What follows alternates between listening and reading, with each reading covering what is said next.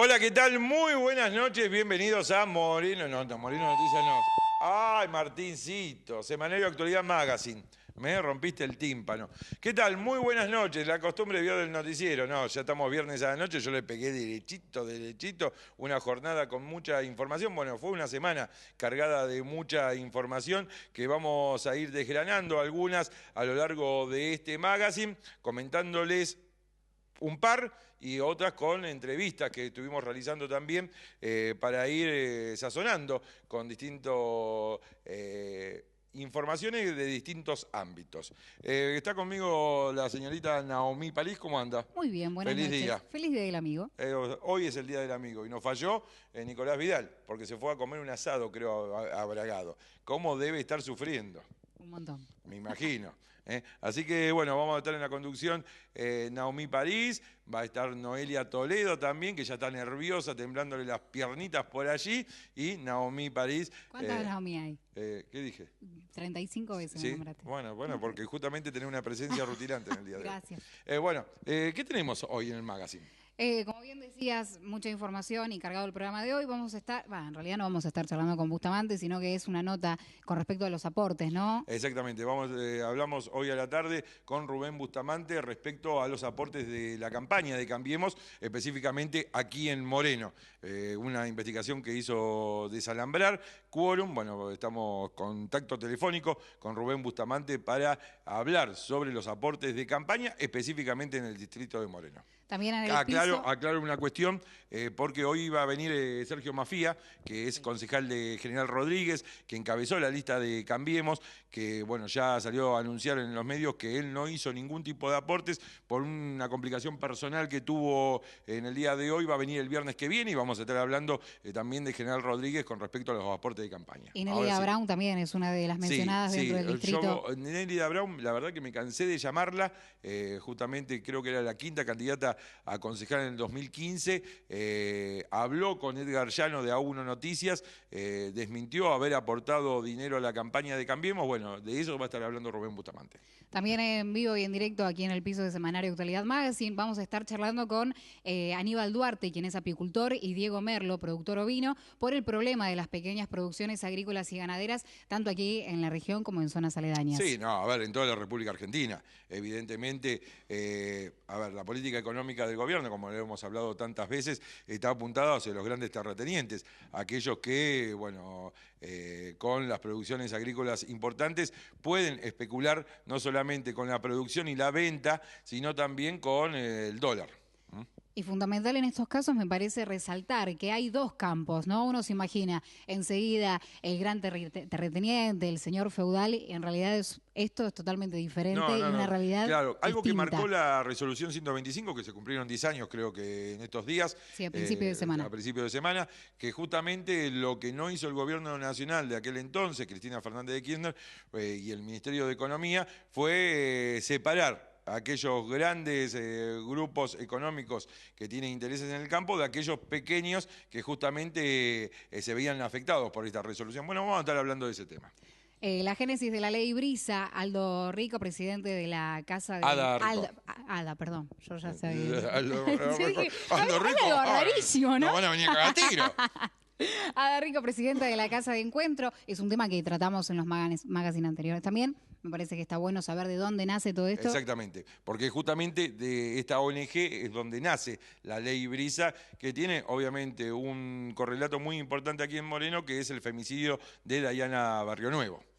También va a estar transmitiendo la nota con Carlos Selva por la preocupación por el desfinanciamiento al Sistema Federal de Bomberos, también otro tema que venimos tratando creo que desde el principio de año. Hace un ratito me mandó un WhatsApp Ariel Barcal y creo que Carlos Ward, presidente de la Asociación de Bomberos y jefe del Cuerpo Activo de Bomberos, porque el próximo día jueves van a hacer una manifestación en el Congreso de la Nación.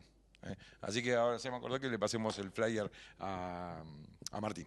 El fin de semana estuvo el sirenazo. Sí, el domingo tuvo el sirenazo a las 12 del mediodía. Bueno, una nueva protesta el próximo día, jueves 2 de agosto. Y para cerrar el magazine... No, el próximo jueves no, el otro jueves es 2 de agosto, ¿no? Creo que sí. Porque sí, viene tu cumpleaños el martes, sí, el 2 de agosto cae jueves. Innecesario el dato, ¿no? No, pero es Quizás. importante, digamos, como No. para tener un mojón en la ruta. Está bien, bárbaro.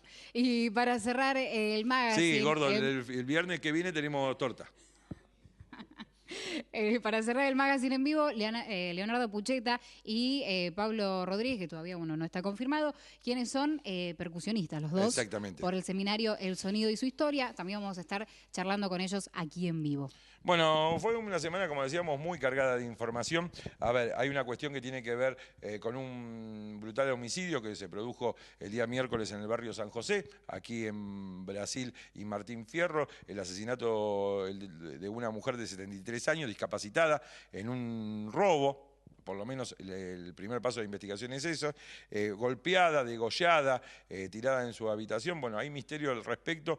Casualmente en el día de ayer me llamó familia de Uruguay, de la víctima. Ella se llamaba Araceli Irma Ramírez, tenía 73 años, bueno, para interiorizarse de cómo estaba la causa, porque no podían tomar contacto con la justicia. Allí vive una hermana de Araceli Irma Ramírez, y que estaban preocupados justamente a ver cómo iba la causa y la suerte que había corrido su hermano Juan, que vivía también discapacitado, que vivía junto a Araceli Irma Ramírez. Así que realmente conmocionado el barrio San José, un nuevo hecho delictivo, sangriento. Recordemos que fue el mismo barrio donde se tirotearon gendarmes y delincuentes, con el saldo de un delincuente muerto, un gendarme gravemente herido que todavía sigue internado en un nosocomio capitalino y que sigue peleando por su vida. Bueno, el mismo barrio donde se han sucedido varios hechos violentos, sangrientos, esta semana nuevamente fue parte de la noticia. Por otro lado, hubo repercusiones, por lo menos no públicas, pero sí internas, con respecto a la visita de la semana pasada del concejal Martín Fraiz, del Frente para la Victoria, presidente de la Comisión de Comercio del Consejo Deliberante, respecto a esta cuestión que hablábamos, la venta en la vía pública.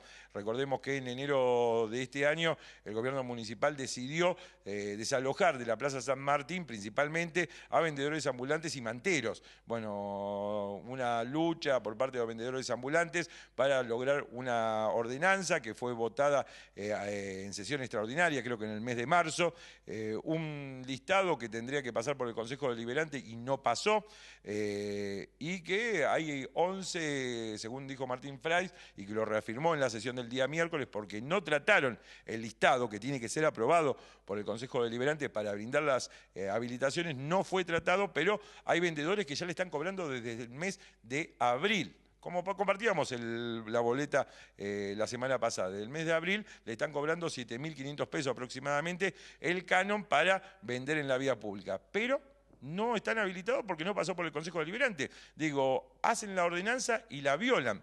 Y hoy me desayuné, Martín, con este video, que me lo pasaron hace un rato por WhatsApp, donde el intendente municipal está entregando, no sé si certificados, habilitaciones a los vendedores ambulantes. Martín, ¿lo compartimos?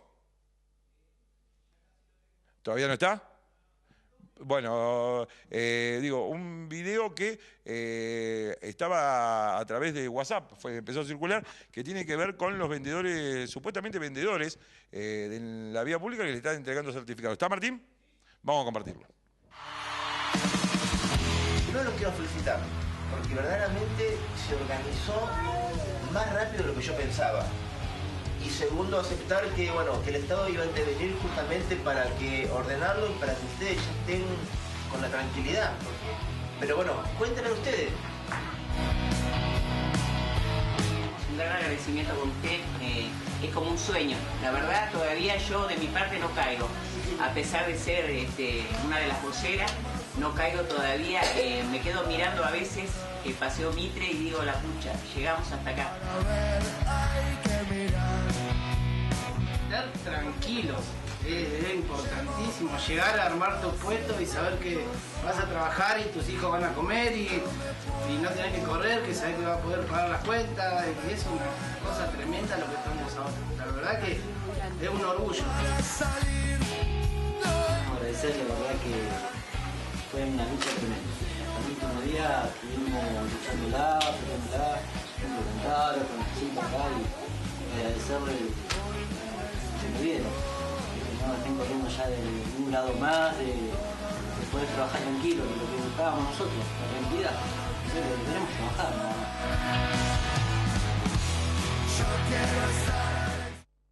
Ese video empezó a circular por WhatsApp.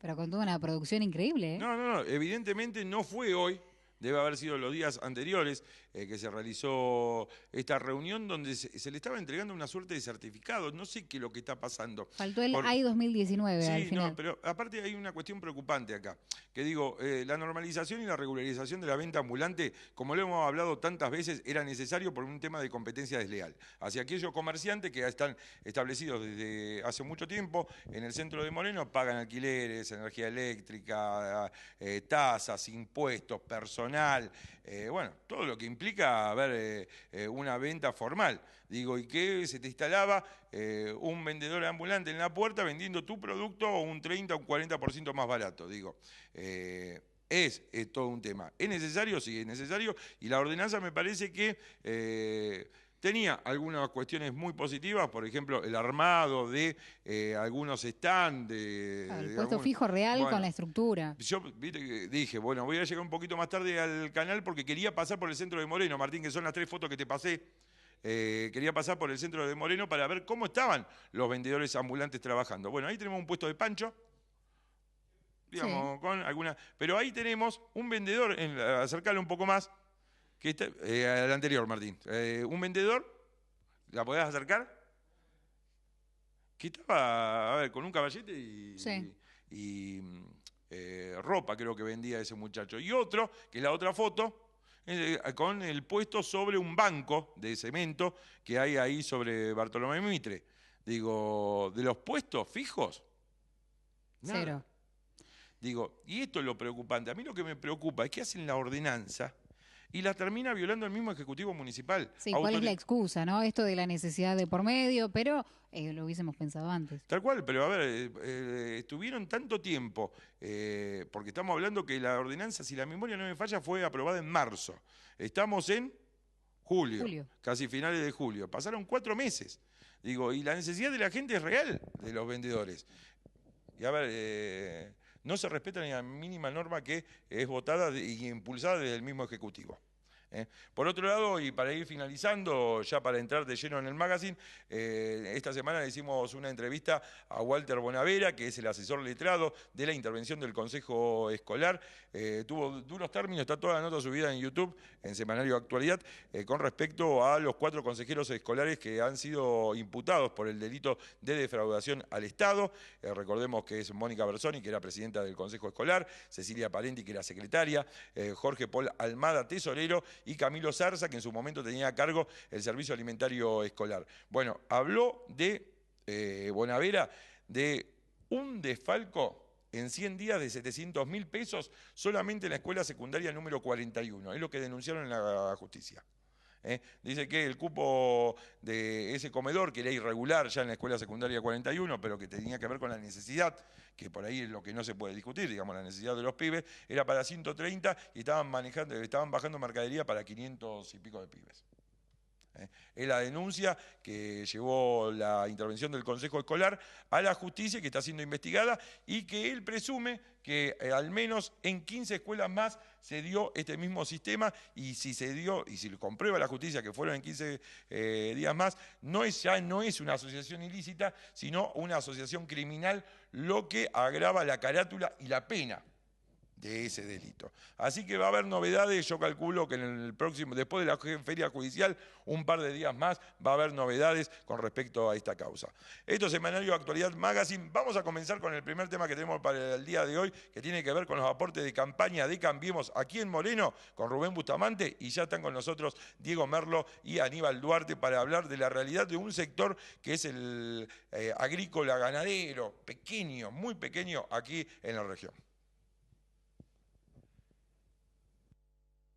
Magazine, y en este caso un tema que ha tomado estado público en los últimos días y que ha generado un vendaval político sin ningún tipo de dudas a nivel nacional, provincial, y por qué no también iba a tener impacto aquí en Moreno. Tiene que ver con los aportes de campaña del año 2015 de Cambiemos, y para hablar de este tema convocamos a un colega y amigo como es Rubén Bustamante, porque estuvo haciendo una investigación que fue publicada en la página web de desalambrar.com.ar. Rubén, ¿qué tal? Buenas noches, ¿cómo estás? ¿Qué tal, Rodrigo? Buenas noches, un gusto charlar contigo. Bueno, contanos qué pudiste averiguar. Ahí se entrecorta, Rodrigo. Sí, no, te decía, ¿qué pudiste averiguar con respecto al tema de los aportes de campaña del año 2015? Bueno, primero que es una conclusión a la que se puede arribar a partir de que el silencio es mucho más fuerte que las voces que explican algo que a priori nunca va a tener una explicación, porque la transparencia en los actos electorales, sobre todo en las grandes estructuras, por el volumen de dinero que se maneja, nunca puede ajustarse a lo que la misma ley establece, que son aportes de entre 50.000 y 100.000 pesos que hacen los empresarios, como para dar un ejemplo. Sí, sí. En el caso local se repite un método, como en otros municipios de la provincia de Buenos Aires, que todos los integrantes de la boleta del año 2015, que fue una elección ejecutiva, estaban tarifados.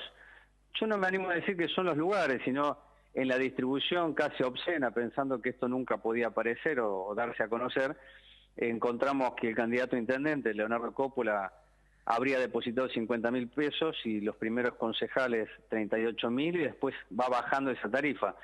Sí, yo creo que es un escándalo que está salpicando a Cambiemos en todos los sentidos, sobre todo en uno de los ejes que Cambiemos había traído a la población, al electorado, que era la transparencia, y especialmente en el acto electoral, teniendo en cuenta que la máxima crítica que había establecido este frente que encabeza Mauricio Macri se había situado en aquel financiamiento del año 2007, de un caso que vos lo manejas muy bien, porque tuvo una incidencia criminal como fue el triple crimen aquí en General Rodríguez. Exactamente.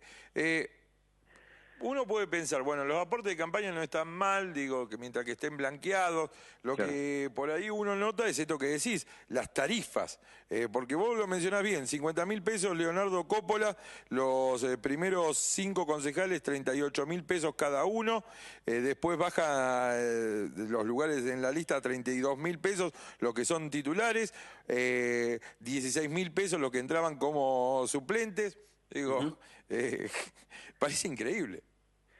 Sí, yo creo que tiene que ver con la prepotencia del poder, Rodrigo, de aquellos que consideran que se puede hacer todo lo que la ley no marca, y si en algún momento esto aparece, bueno, habrá algún tipo de explicación o grande silencio, que es lo que está ocurriendo hoy. Sí, y eyectando a un, entre comillas, chivo expiatorio, nos podemos preguntar, como Sí, es la claro. contadora.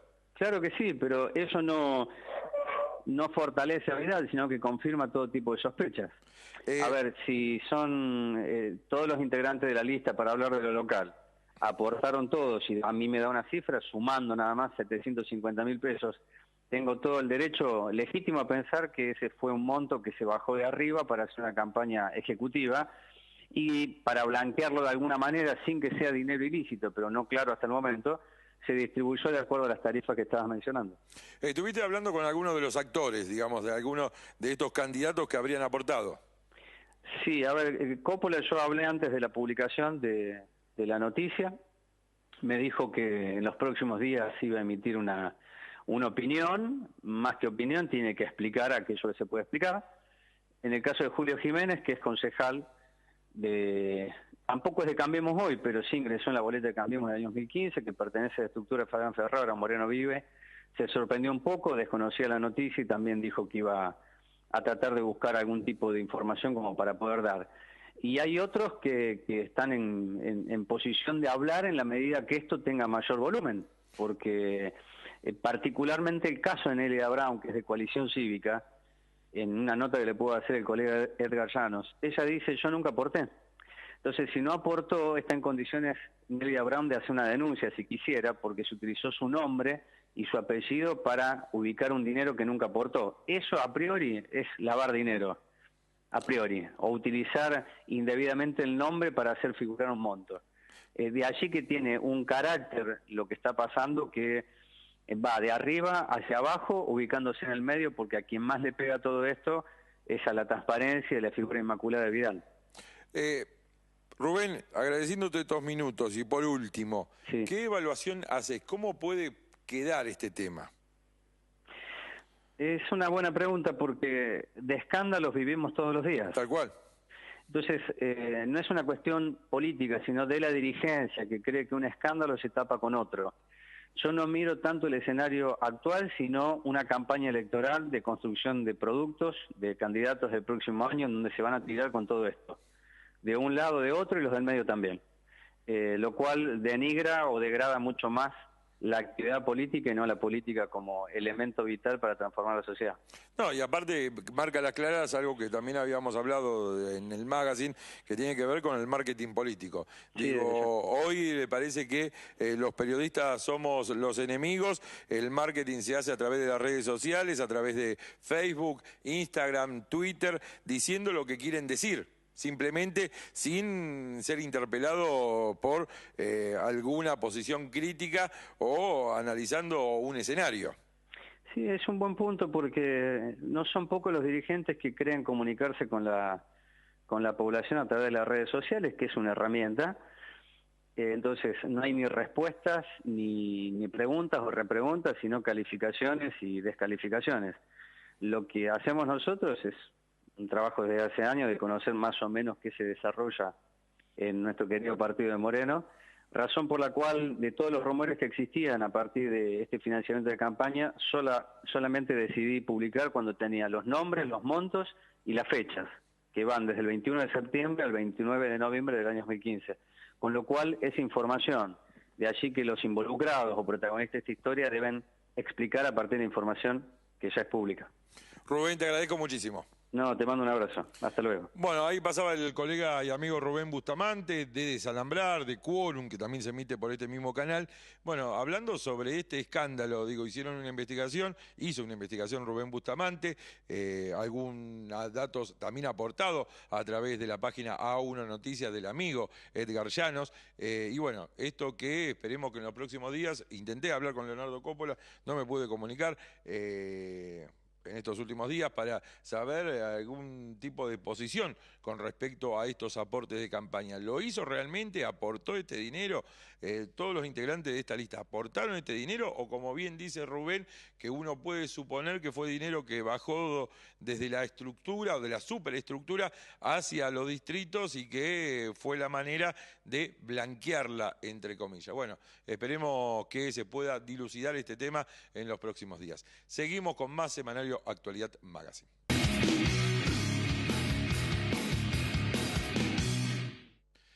Y está con nosotros Aníbal Duarte y Diego Merlo, que fueron aportantes de Cambiemos. ¿Ustedes figuraron? No. ¿Se fijaron? No.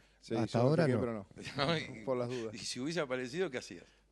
Y tendría que ir a la justicia a hacer una denuncia. Pero no, digo, con el monitor, con el celular. Bueno, estaría en el barro ahora. Bueno, no es para reírse de la situación que están atravesando ustedes, más allá, digamos, de distender un poco, porque la situación es muy compleja. Digo, los gobiernos,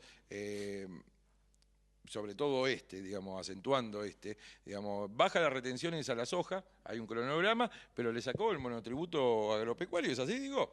Sí. Hace ya 2 semanas más o menos se tomó la determinación de dar de baja el monotributo social agropecuario, con una prórroga que se extendía hasta fin de año, pero con los requisitos que son prácticamente imposibles de sostener para cualquiera de los productores que tenían esa herramienta, que era una herramienta de inclusión, digamos, porque te permitía poder tener la venta declarada en blanco, poder vender al Estado, poder vender en ferias, digamos.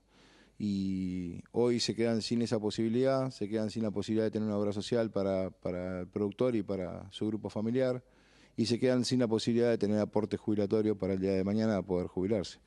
Fue absolutamente unilateral esta decisión, digo, no fue consultado ningún sector de ustedes. No. Estas determinaciones se toman así y nunca fuimos consultados para nada. O sea, este gobierno de hecho ni nos tiene en cuenta para nada, ni nos recibe, ni atiende los reclamos que nosotros estamos llevando adelante. Nos ignora completamente. Es más, a cada medida de fuerza que nosotros todos hacemos nos responde con otra medida distinta. Así que la verdad que hasta ahora no han dado ningún tipo de señal de querer solucionar nada. Buenas noches, Aníbal, Diego. esta situación no es nueva, por lo que cuentan, vienen con reclamos reiterados, y hablabas de esto que no los tienen en cuenta. ¿Cómo llegan ustedes a enterarse estas medidas que se toman, que son de un día para el otro aparentemente? Son medidas que a nosotros nos llegan a través de las comunicaciones que tenemos con algunos de los trabajadores que han quedado en el Ministerio de Agroindustria, ¿no? Porque algunos todavía, digamos, participan de las actividades de ustedes, algunos trabajadores. Sí, algunos participan, sí. Nosotros estamos muy ligados acá en la región a lo que es el INTA-AMBA, a la Secretaría, o lo que queda de la Secretaría de Agricultura Familiar. Entonces, bueno, a través de ellos nos llega todo este tipo de información. Pero después, como decía Diego, están no solamente el monotributo social agropecuario, están desapareciendo todas las políticas públicas que apoyaban al sector primario, en particular la agricultura familiar, y como decías vos al principio, se fortalecen a los grandes grupos económicos o los grandes pools de siembra con la quita de las retenciones que todos los meses le van restando, y todo eso después se lo cargan.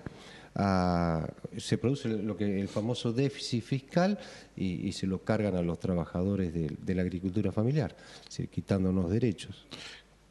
Ante este panorama, ¿ustedes vienen llevando adelante alguna protesta? Bueno, hace no mucho tiempo atrás, un mes atrás, aquí a la vera de la autopista del oeste, pero no tienen impacto a nivel nacional, no se ve en los medios nacionales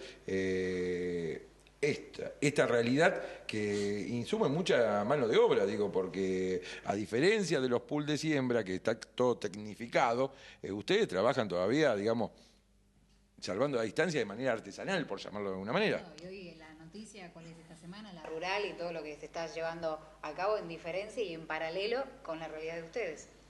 Sí, sin duda. Y, a ver, la diferencia que nosotros tenemos en comparación con estos grupos económicos, estos grupos económicos producen una renta extraordinaria que automáticamente ni siquiera tienen que declararla en el país ni rendir cuenta en el país, sino que se la pueden llevar toda afuera, si quieren. Porque cambiaron la regla de juego. Porque cambiaron la regla de juego a partir de diciembre del 2015. Y a la par de sacar de la quita de retenciones que tenían los cereales, también se sacaron restricciones para poder sacar los recursos al exterior, digamos. Entonces, le liberaron todo el mercado, le sacaron todas las restricciones, le sacaron todo lo que puedan tener ellos para poder llevarse la plata como quieren y rendir y cuando quieren. Y a nosotros cada día nos sacan más política y nos sacan la posibilidad de poder proveer de alimentos a todo el pueblo. Lo que está en riesgo con todas estas medidas es la subsistencia de los productores y la soberanía alimentaria de nuestro país. ¿Vos particularmente qué producís? Yo soy productor de ovejas. ¿Tu mercado es el inmediato, el que está cerca de tu producción o, exportás, lo llevás a otra provincia? ¿Qué capacidad real tenés? No. La producción nuestra es a nivel local, o sea, es producción que se ubica con los mismos vecinos, con el mismo barrio, en el mismo partido, o sea, por ahí salís de otro partido, pero lindante. Pero lindante, ahí cerca. O sea, tampoco tenemos demasiada chance de movernos hoy con el precio del combustible, o sea, cada vez tenemos que expandirnos por una cuestión de que se ha cortado mucho el presupuesto de la gente, la gente cada vez tiene menos recursos y hemos tenido que salir a buscar nuevos espacios de venta. Pero todo eso tiene un costo, porque hoy moverse tiene un costo muy, muy elevado. ¿En qué localidad estás, Diego? En General Rodríguez. ¿Y cómo es, entre pares? Si hay otros productores, ¿la situación es exactamente la misma? Todos estamos en la misma situación, todo tipo de producción que vos plantees de lo familiar, sacando lo que son los agronegocios, estamos todos pasando por la misma situación. ¿En qué parte estás? Barrio Mi Rincón. Que es Ruta 24. Pasando el arroyo de La Choza. Exacto.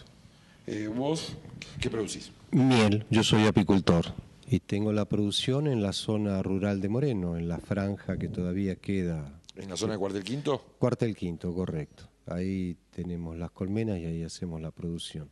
Y lo mismo que Diego, todo va hacia el mercado interno, ¿no? Nosotros sostenemos, la agricultura familiar aporta el 70% de los alimentos que van a las mesas de todos los ciudadanos, ¿no?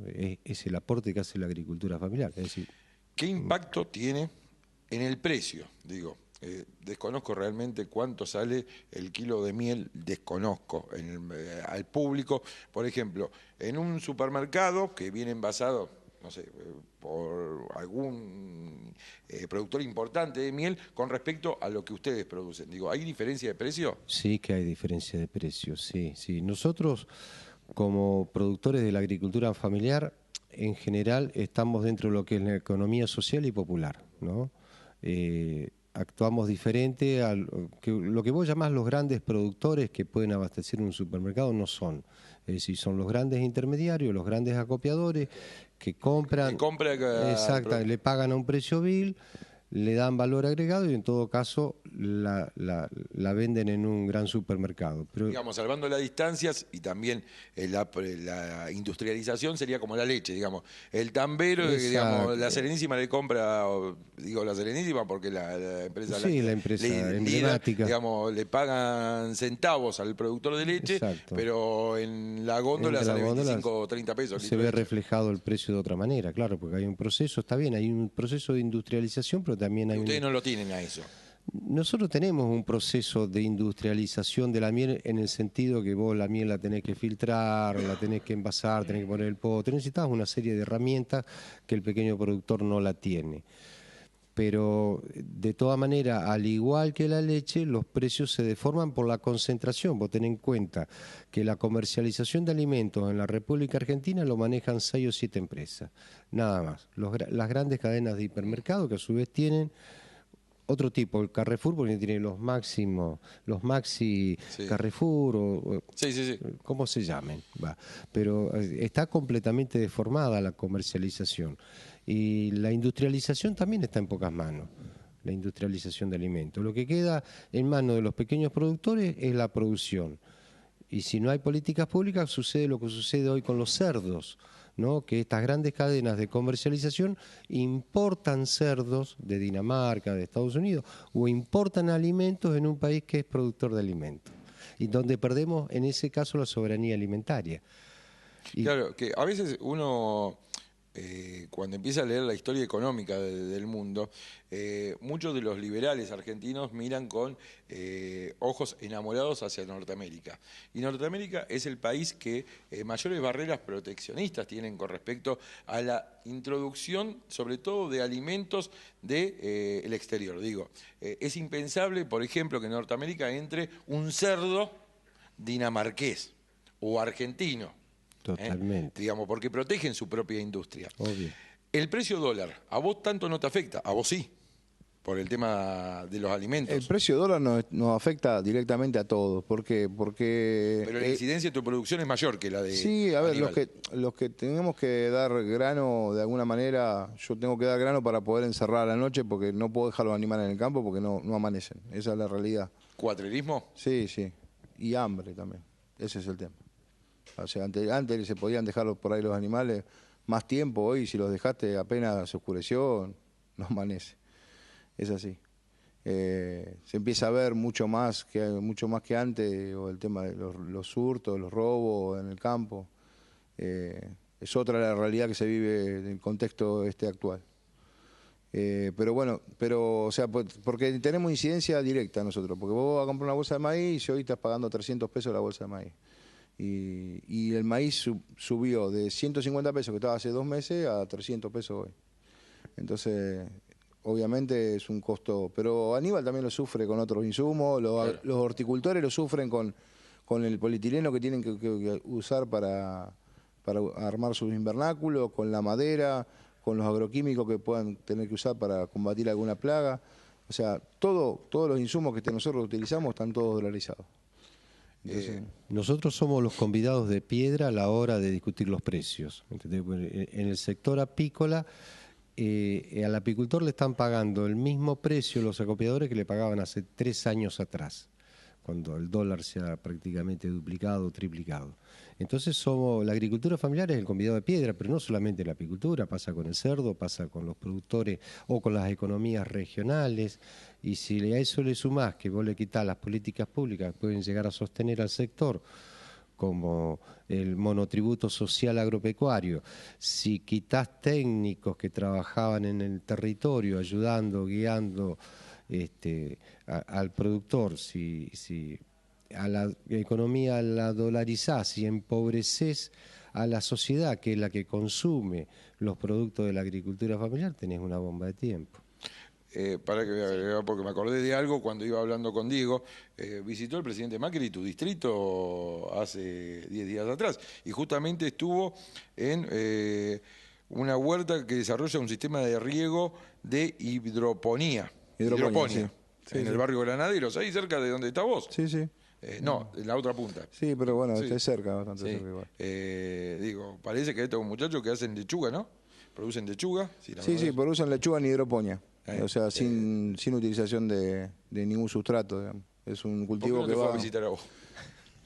Y bueno, no de querer, debe tener pactado algo con estos compañeros que están produciendo en esa zona. Ahora Así sí, que- no, todo suyo. Gracias. Frente a toda esta situación que muy bien detalla Aníbal, comentábamos al principio la visibilización que hicieron en Colectora a la altura de ahí de Masmelos, yo para orientarme enseguida. Anda a cobrarle la publicidad después. ¿Qué es lo que sigue? ¿Cuál sería el reclamo siguiente para visibilizar? Como hablaba Rodrigo también, algo a nivel nacional que quizás empiece a tomar las cartas en el asunto y real importancia también. Bueno, el miércoles pasado, el 18, estuvimos acompañando desde las organizaciones de acá de la zona oeste, que llevamos adelante la campe, estuvimos acompañando a los compañeros de la UTT, que son productores de la zona sur principalmente. Hicieron un verdurazo frente a la puerta de la rural el día de la inauguración. Así que bueno, estuvimos ahí acompañando esa medida de fuerza, porque o sea, tenemos todos la misma problemática. El día 26, desde las organizaciones también de la zona sur, las organizaciones de la zona oeste, Federación Agraria y los sindicatos de ATE Agroindustria convocamos a una marcha desde el Parque Lezama hasta el Ministerio de Industria para reclamar la reincorporación del monotributo social agropecuario de todos los trabajadores despedidos, que lo que lleva esta gestión son más de 700 dentro de la Secretaría de Agricultura Familiar. Despidos dentro de SENASA también, la reincorporación de los técnicos de los equipos de SENASA. Que frenen con todos los despidos, porque, a ver, nosotros más allá de esto que vemos, la baja del monotributo, la Secretaría de Agricultura Familiar la están vaciando, o sea, y vemos que va hacia la desaparición total de la Secretaría. Mucho tiempo estuvo Carla Campos Bilbao al frente de... cambió radicalmente, entonces por lo que me decís, nada que ver. No, nada que ver, nada que ver. Permitime aportar algo. Y ahora está Echeverre como ministro de Agroindustria, o como ministro de lo que conocíamos de Agricultura. Y Echeverre era presidente de la sociedad rural. Obviamente que hay un cambio. Es decir, hay un cambio hacia los intereses del sector más concentrado de los agronegocios. De matriz. Ahí. Claro. Total. Bueno, y perdóname que te Sí, diga, el sí, día 2 y 3 de agosto estamos llevando otro nuevo campe adelante en el cruce de la ruta 200 y la ruta 40 en Marcos Paz. Que también estamos ahí convocando a todas las organizaciones, se van a sumar organizaciones de la zona sur, de la zona norte también, o sea. Que tenemos Así que- grandes y varios productores, ¿no? También aquí en zona oeste. Sí. La mayoría somos productores familiares. Sí, que están poco visualizados. Digo, a ver, uno que por ahí anda en la zona de Claro, Cuartel ¿en Quinto. qué distritos? Por ejemplo, acá en Moreno vos mencionabas Cuartel Quinto, vos en General Rodríguez, ¿en qué otros lugares más? Luján, Marcos Paz. Marcos Paz, Las Heras, Navarro, Claro. Cañuelas, La Matanza. Todos esos partidos tienen mucha superficie rural, donde más del 80% lo tienen los productores familiares. Así que- Bueno, se comprometen el día jueves, de cuando hagan la manifestación, mandar algún tipo de video o algo para que lo podamos compartir en el noticiero y podamos, a ver, seguir apoyándolo, porque, a ver, que ustedes se queden sin laburo significa más desempleo todavía en Moreno o en General Rodríguez, digo, distritos que están siendo castigados por, evidentemente, una política económica que, a ver, yo lo aclaro siempre, digo, el que me conoce sabe que no soy kirchnerista, pero sí, a ver, hay políticas económicas que son keynesianas, que son institucionalistas, capitalistas, digamos, que tienen que ver con la generación de mano de obra que sostiene el mercado interno y la falta de medidas de proteccionistas hacia aquellas producciones que lo necesitan justamente por la incidencia que tiene la mano de obra, me parece que hay que cambiar el rumbo. Hay que cambiar el rumbo porque si no, a ver, se siguen llenando los bolsillos lo que históricamente en la República Argentina se llenaron los bolsillos. Seguramente, sí, tienen que cambiar el rumbo. Así no solamente en este caso sufre la agricultura familiar, también las pymes, los pequeños talleres, los pequeños comercios, es toda mano de obra. Claro, es un círculo vicioso el que se va armando, porque a ver, se queda la gente sin dinero, que era lo que le decía, contaba recién Diego, sí. Digamos, no tiene para comprar los productos, empieza el cuatrerismo en pequeña escala o el hurto, digamos, y acá el que sufre es el pueblo. Exactamente, el pueblo trabajador. Estamos peleando pobre contra pobre. Exactamente. Y bueno, déjame decirte una cosa, una que vos planteaste recién entre Moreno y Rodríguez, hay una diferencia bastante importante. Que tiene que ver con el gobierno local. Exacto, principalmente porque el gobierno local de Moreno tiene un equipo técnico que labura todos los días, que lleva adelante políticas públicas desde donde puede, con lo que puede, pero nosotros tenemos espacios de venta dentro de esa gestión. Rodríguez no lo tiene, o sea... no hay cuadros técnicos que salgan a trabajar en el territorio. Han modificado mucho la gestión anterior con esta gestión, digamos. Hablo de Rodríguez, ¿no? Así que bueno, recalcar que digamos que nosotros acá en Moreno sentimos que tenemos un gobierno que nos abre las puertas, que tenemos un espacio donde podemos laburar y donde podemos desarrollar ciertas gestiones de política. Tal es así que cuando ustedes hicieron la manifestación en la campa aquí en la autopista, fue el intendente Festa. Sí, estuvo el intendente Festa, estuvieron los concejales de Unidad Ciudadana, sí, tuvimos apoyo. Tuvimos apoyo de todo el espectro político de Moreno, más allá de las diferencias que pueda haber dentro del propio Moreno, ¿no? En ese sentido, Moreno... con todas las debilidades que tiene como municipio por la pobreza estructural que tiene Moreno, apoya dentro de todo lo que puede la agricultura familiar. Muchísimas gracias por haber venido. A ustedes. Gracias a ustedes por el espacio. Usted tiene un saludo para hacer para alguien que hizo un comentario en Facebook. Ay, sí, Eduardo Pierce, ¿a qué cámara miro? Gracias, un beso grande y feliz día que nos saludaba por el Día del Amigo. Está bien, así que a Eduardo le mandamos saludos. ¿Qué dijimos? Tenemos ahora una entrevista que realizamos con Ada Rico, la presidenta de la Asociación Civil Casa del Encuentro, que fue la principal impulsora de la ley Brisa, esta ley que protege a las víctimas colaterales de femicidio. Y después de esta entrevista ya está con nosotros el gran amigo Eduardo Espósito, que presentó un libraco. ¿No? Fue grande el libro, ¿no? Así que el poeta Eduardo Espósito ahora en un ratito también con nosotros. Vamos con la entrevista con Ada Rico. En este caso, una comunicación telefónica que nos adeudábamos porque tiene que ver también con un reconocimiento a un trabajo incansable por la conquista de un derecho que tiene raíz, por lo menos el caso que da origen a la ley Brisa aquí en Moreno, como lo hemos hablado tantas veces, inclusive con familiares de Dayana Barrio Nuevo, un hecho que ocurrió el 20 de diciembre del año 2014, el cuerpo de Dayana apareció en el arroyo Las Catonas el 10 de enero del año 2015 y que, bueno, fue finalmente condenado el femicida Rodríguez a la reclusión perpetua. Esto tiene una cuestión colateral que son las víctimas, que son las víctimas vivas, que son los hijos de Dayana Barrio Nuevo. Estuvimos hablando, bueno, con varios actores y en este caso el contacto telefónico tiene que ver con Casa del Encuentro y Ada Rico, que desde esta ONG se impulsó fuertemente la ley. Ada, ¿qué tal? Buenas noches, ¿cómo estás? ¿Qué tal? Buenas noches. Bueno, ahí estamos apuntando el tema del sonido. Lo cierto es que, bueno, contanos un poco cómo nace esta inquietud por parte de Casa del Encuentro de impulsar esta ley. Bueno, desde la Casa del Encuentro, en el año 2008, comenzamos a realizar los informes de femicidios aquí en Argentina, porque no existían estadísticas oficiales en nuestro país. A partir de allí comenzamos también a analizar qué sucedía con las víctimas colaterales de estos femicidios, como son los niños y las niñas. Y así avanzando llegamos al 2009, donde comenzamos a preparar un proyecto de ley que amparara a toda esta orfandad totalmente desamparada que existía. Bueno, seguimos avanzando. También, tal como vos lo describiste recién, sucedió el femicidio de Dayana, y a partir de allí se impulsó esta ley de reparación económica con el nombre de Brisa, la hijita de Dayana Barrio Nuevo. Brisa en realidad representa a muchísimas niñas y niños en la misma situación en nuestro país. Consideramos que esta reparación es importantísima porque las familias que se quedan a cargo de estos menores tienen muchísimo amor, pero pocos recursos económicos para poder solventar su educación y todo lo que conlleva el bienestar de un menor. Ada, bueno, el femicidio de Dayana ocurre a finales de 2014 y se descubre el cuerpo en 2015.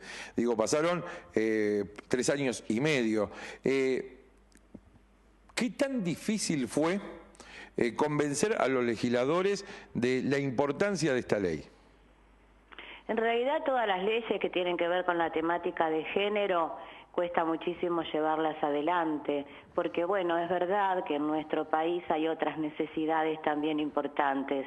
Está en las organizaciones que trabajamos este tema hablar con los legisladores y las legisladoras de la importancia de lo que significa. En este caso en particular estamos hablando de una población de más de 2.000 menores que están en la situación de orfandad, donde su mamá fue asesinada, donde el asesino fue el padre, y que bueno, y en realidad tienen que recibir este derecho. Entonces sí, el trabajo, tal como vos lo decís, es un trabajo de, bueno, ir a hablar, pedir una reunión, tratar de explicar lo que significa. Sabemos que nosotras trabajamos la violencia de género, sabemos que hay muchísimas otras leyes que cada organización va a poner todo el cuerpo y la energía para que sean impulsadas.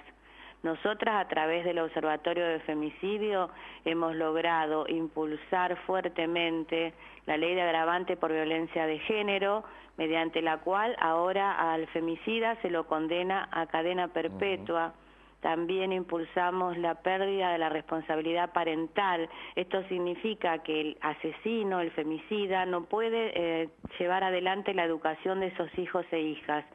Y finalmente nos quedaba esta ley de reparación económica que había tenido media sanción el año pasado en Senado y tenía que ser tratada por diputados. Y finalmente el 4 de julio se aprobó en forma unánime. Esto te demuestra que, bueno, al ser unánime fueron todos los bloques. Esto demuestra que estas leyes van más allá de la política partidaria porque afecta a toda la sociedad. Ada, digo, uno se queda con tus palabras y habla de reparación económica y pareciera que fuera la solución última. La ley contempla también acompañamiento desde el lado de la salud, ¿verdad? Sí, por supuesto. Hemos logrado que el Estado le asigne una cobertura integral de salud.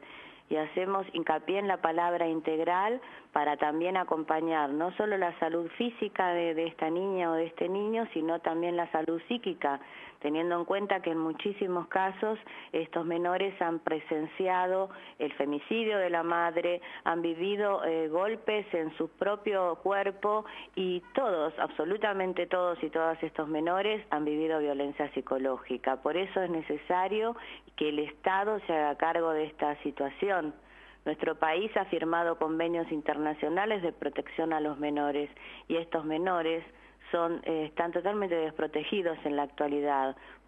Pedimos ahora que se publique, se reglamente prontamente esta ley de reparación. Justamente eso es lo que te iba a preguntar, porque, a ver, dentro del proceso legal de la consolidación de las leyes, la aprobación, la media sanción que faltaba por parte de la Cámara de Diputados es un paso más. Falta la reglamentación y la asignación de presupuesto.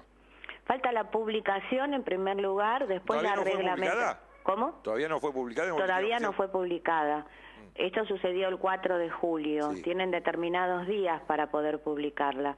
Falta la publicación y falta la reglamentación. cuando sale la reglamentación ya va a tener asignado el presupuesto. Por eso estamos, ahora lo digo en bastantes medios que estoy hablando, ahora nuestra lucha es esta, ¿no? Lograr que se publique, lograr que se reglamente y que los niños y las niñas de nuestro país puedan percibir este haber jubilatorio mínimo que no les va a quitar el dolor de haber perdido a la mamá, pero bueno, va a acompañar en su crecimiento hasta que sean personas adultas. Sí, porque por ejemplo en el caso de Brisa, junto con los mellicitos, quedaron a cuidado de Machi y de Cintia hermana de Dayana. El único ingreso que tiene esta familia, que ahora se vio ampliada a 6 chicos, es justamente el ingreso de Machi. Digo, el tema de la pensión va a solucionar urgencias económicas que hoy está contribuyendo toda la familia, digamos, para solventar algunos de los gastos.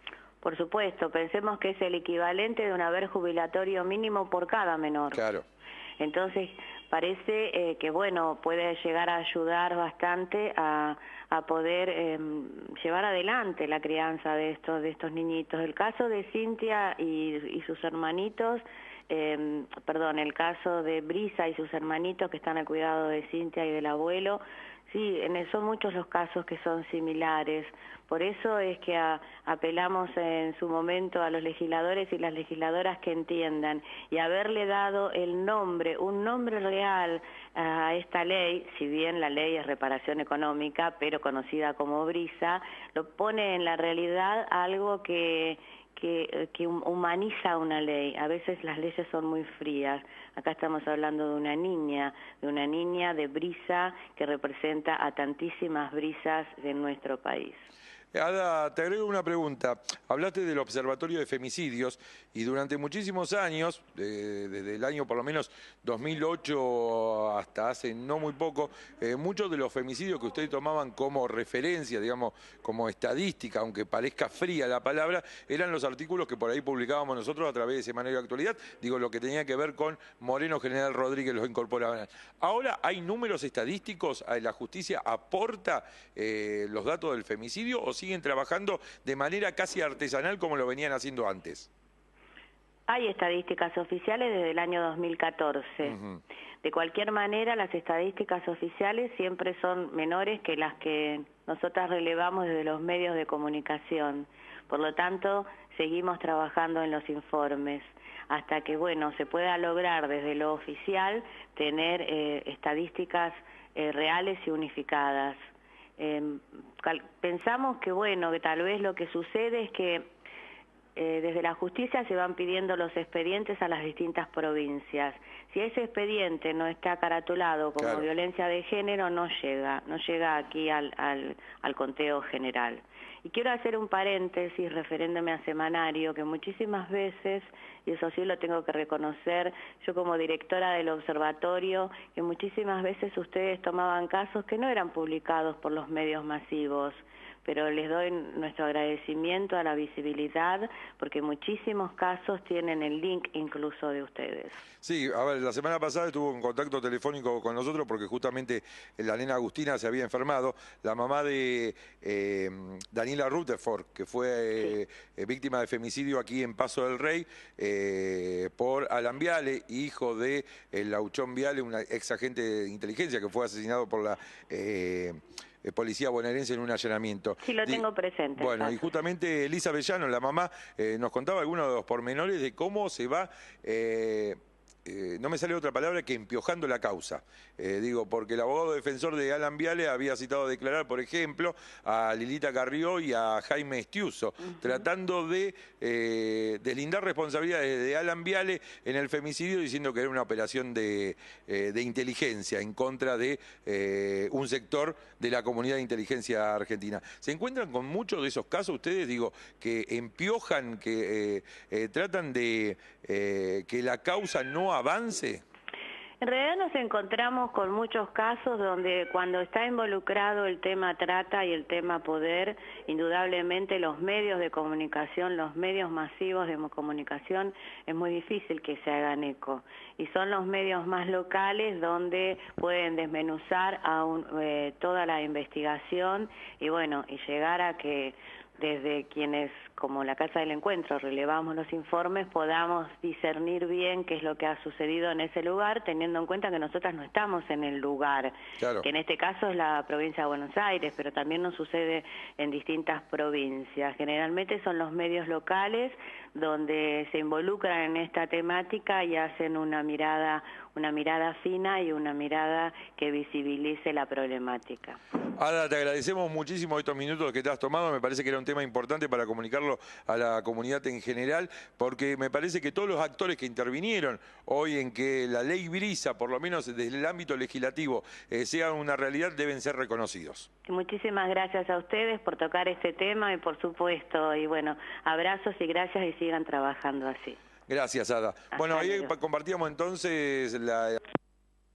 Ada Rico, que es la presidenta de la Casa de Encuentro. A ver, en esta ley Brisa que nace lamentablemente a raíz del femicidio de Dayana Barrio Nuevo, ocurrido aquí en Moreno, la ley ya fue sancionada por ambas cámaras, Cámara de Senadores, Cámara de Diputados. Falta la publicación en el boletín oficial, como explicaba Ada Rico, y después la reglamentación. Digo, va a hacer una reparación de derechos a las víctimas colaterales de femicidio. Vamos a seguir con más Semanario Actualidad Magazine.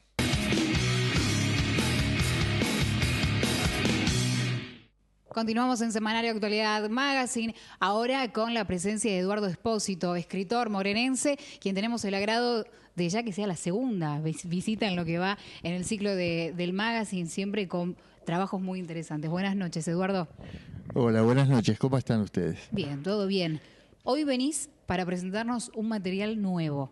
Sí, es una obra completa de 5 libros que yo edité a lo largo de unos cuantos años. Libros de poesía, ¿no? Poemarios. Siempre en la misma temática. Poesía es lo tuyo. Sí, lo mío es poesía. En realidad, como todo el mundo, uno intenta otras cosas, pero me siento muy cómodo escribiendo en este género. En esas cosas que intentaste, por ejemplo, ¿qué fue lo que no salió o que no te sentís cómodo en eso? Sí, no, más que no salió, no tengo el nivel de inspiración o de búsqueda o de ganas que es en el cuento. En el cuento me he animado, he hecho, pero he enseñado también, pero no es lo mío. ¿Y cómo surgió este proyecto de la antología? ¿Cómo empezó? ¿Cómo surgió todo? Esto viene de hace un tiempo cuando un loco lindo que fue alumno mío hace unos cuantos años en los talleres de poesía y que ahora ya anda en los 30 y algo de años, de Moreno también, Fabián Lepe se llama. Me ofreció, teniendo una pequeña editorial, una editorial chiquita, que está manejando muy bien, la verdad, me ofreció de sacar, me llama por teléfono y me dice, ¿no te animás a sacar un compendio de la obra tuya? Y yo pensé que se refería justamente a una antología, o sea, un puchito de cada uno de los libros, para hacer un libro moderadamente grande en cuanto a páginas. No, me dice, quiero hacer los 5 libros todos juntos. Bueno, le dije yo, está bien, pero yo no estoy en condiciones económicas, porque es la verdad, fíjate que estos son 300 y pico de páginas, es mucho para abonar en estos tiempos, sí, la verdad. Sí. De hecho, los poemarios en general tienen 60, 70 páginas, aún los capitalinos laburan más o menos. ¿Cuántas hojas hay acá? Y 350 o algo por el estilo. Yo te pregunté sin antes mirar. Te digo que tampoco me fijé en detalle. Por ahí los detalles técnicos, más allá de que está bien... 335. Ah, un poquito menos. Pero te digo, surgió así. Surgió como una necesidad de él, pero también mía. Sí, de ambos, ¿no? Porque como contaste, él fue alumno tuyo de un taller. Sí, un chico que estuvo conmigo en la Dirección de Cultura de Moreno, haciendo un taller por un tiempo bastante prolongado, que es buen poeta, él es como que puedo confiar en que también va a saber transmitir, incluso a través del prólogo, de lo que fuera, algo más o menos digno, ¿no? De un libro. Siempre hablo de dignidad sin necesidad de que el libro sea de lujo, pero que tenga una estética, una buena tapa, que haya una búsqueda. Y eso Fabián lo consiguió, creo que muy bien. Más allá de lo riguroso que ha sido, inclusive corrigiendo pequeños detalles de los libros anteriores que a veces se le van pasando a las editoriales, ¿no? Un punto, una coma, esto. Son cositas, pero que, bueno, si se pueden perfeccionar, mejor. 5 libros compilados en uno, 335 páginas. ¿Cuántos poemas aproximadamente? Mirá, no los conté, pero calculo que de mis libros en total, y ponele de promedio 50 por libro. O sea que tenemos para entretenernos. ¿Y dentro de qué temáticas? Porque uno piensa en poesía y piensa en amor. Creo que es algo erróneo, ¿no? Me ha pasado muchas veces, ¿no? De gente que viene a los talleres y dice, escuchan un poema, 2 poemas. Claro, ya de por sí la poesía contemporánea, y no de ahora, hace 50, 60 años, se escribe sin rima, ¿no? Y a veces la gente viene a aprender y se escucha, pero no tiene rima, y entonces uno tiene que explicar esos detalles. Pero aparte el tema del amor, es como que todo pasa por lo meloso, lo demasiado cargado. Y es cierto, hay muy buenos poemas de amor, pero el tema es que esos buenos poemas de amor seguramente son los que la gente no conoce o conoce menos, ¿no? A veces uno se queda con formas remanidas, formas gastadas, ¿no? De repetir tu pelo es como esto, tu boca es como esto. Y llega un momento que en realidad es aburrido porque es como que ya escuchado, ¿no? Yo a mis alumnos les digo, eso ya lo dijeron los egipcios, los griegos, los romanos, los chinos, hasta llegar a nosotros. Llega un momento en que no es lo mismo. Y en cuanto a lo demás, la gente también se sorprende de que la temática no sea solamente esa. Vos me preguntaste, hay de todo, porque tengo los primeros libros por ahí eran una mezcla, y yo también empecé con 30 y pico de años, no quise editar antes, si bien escribí desde los 15, cuando tomé conciencia de que ya estaba más o menos como para sacar un primer libro digno, ¿no? Que fue en el 92. Y de ahí en más seguí. La temática es variada, hay poemas de amor, hay poemas puramente eróticos, que tienen que ver con el amor, pero un tono un poquito más alto. Hay poema social, la poesía social me parece que siempre es importante. Escuchaba a la gente que estuvo antes acá y de ahí mismo, de cualquier otra cosa que esté pasando, pueden surgir temas importantísimos, ¿no? Justamente eso era lo que te iba a preguntar, ¿no? ¿Cuáles son los tópicos que más toca la poesía contemporánea? ¿Y cuáles son los tópicos, aquellos que surgen en tus talleres, los que hablan los alumnos? Porque digamos que debe ser una nueva generación de escritores. Sí, mira, te cuento algo que es interesante. Contanos primero que das un taller en Librería García, porque por ahí omitimos esa información. Sí, tengo un taller privado que viene funcionando desde el 2013 en la Librería García. Y tengo varios talleres municipales gratuitos que están en la Dirección de Cultura de Moreno desde el 96, hace mucho tiempo ya. ¿Y qué me decían? Perdón, porque mi memoria... Sí, ¿cuáles eran los tópicos que más surgen en los talleres que vos das? Y yo traté de dejar que ellos desarrollaran... Aclaro que tengo muchos pibes, por suerte, pero también he tenido gente muy grande. He tenido en General Rodríguez, donde también di talleres, una señora que sacó su primer libro a los 88 años, por ejemplo, ¿no? Que, es más, yo decía, pucha, salió en Canal 11, en Telefe, y yo no salí nunca en Telefe. Así que imagínate, ¿no? Pero todo acto de la vida puede llevar a una escritura poética, desde la cuestión de género que está tan en boga, lo puramente social, digo más político también, pero cuando digo político me suena un poquito como a panfleto, y hay que tener mucho cuidado que la poesía sea poesía, fundamental. Los grandes poetas han sabido escribir muy buena poesía sin caer en el panfleto, en esa cosa de propaganda política nada más. Después, lo existencial, la muerte es fundamental. Yo creo que en todo el ser humano. Lo que pasa es que el poeta por ahí lo rescata más y raspa un poco la conciencia del que no escribe con eso, ¿no? Yo le decía hace un ratito a ella que Luis Alberto Spinetta para mí fue un referente fundamental, más que mis profesores de literatura. No por tenerlos en menos, pero era en 1973, cuando yo terminé la secundaria, era una época muy complicada, incluso políticamente también, ¿no? Había que tener cuidado, no sea cosa que vos seas comunista, no sea cosa que por hablar de lo social o de que la gente necesitaba, uno ya te tildara de algo peligroso, ¿no? Cuando no bueno, sí, la poesía es peligrosa para algunos, ¿no?